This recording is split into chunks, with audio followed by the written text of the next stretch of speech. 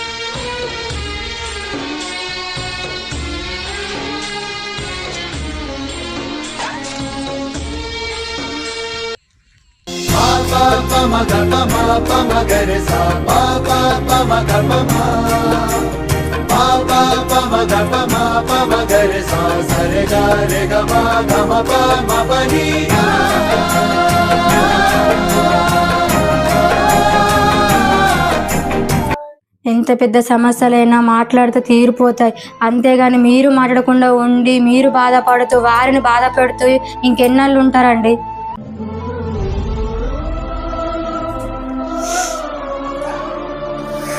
ఎవరో ముక్కు మొహం తెలియని మీ ఆఫీసులో పని చేసే వాళ్ళని కూడా రమ్మన్నారు. మీకోసం ఇంత చేసిన మీ అన్నయ్య గారిని మర్చిపోయారంటే మీకు అసలు మనసు అన్నదే లేదండి.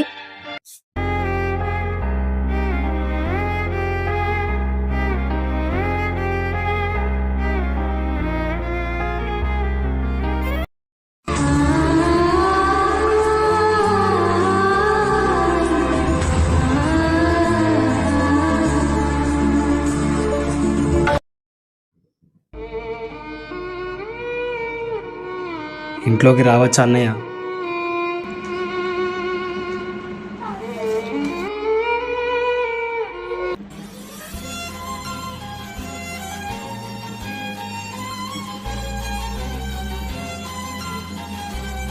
చిన్న చిన్న కారణాలకు అన్నదమ్ముల అనుబంధాన్ని దూరం చేసుకోకండి.